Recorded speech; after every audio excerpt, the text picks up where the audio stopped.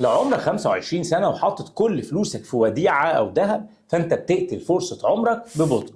وفي نفس الوقت لو عندك 50 سنة ولسه بتحط فلوسك كلها في أسهم مخاطرة، فأنت بتلعب بمستقبلك المالي على ترابيزة رولات. الموضوع بيتلخص في الاسيت الوكيشن، يعني توزع فلوسك ازاي ما بين الأسهم، العقارات، أو الصناديق السائلة، أو النقد، أو أي أدوات دخل ثابت زي الصكوك أو المرابحة أو غيره.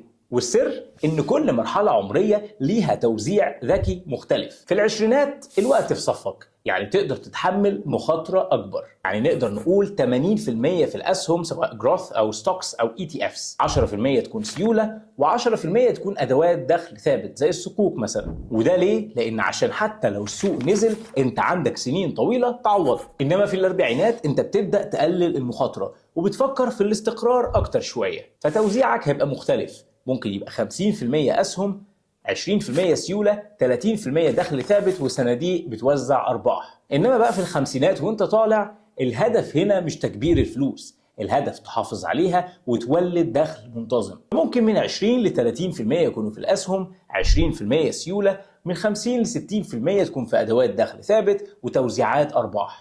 بس خلي بالك، أهم خطأ بيقع فيه الناس إنه بينسخوا محفظة ناس غيرهم من غير ما يبصوا لسنهم، دخلهم، أو احتياجاتهم. الاسيت الوكيشن أو توزيع الأصول مش رفاهية، إنما ده اللي بيحدد تمشي في سكة ثروة ولا في سكة تقلب عليك وتخسرك كل اللي بنيته.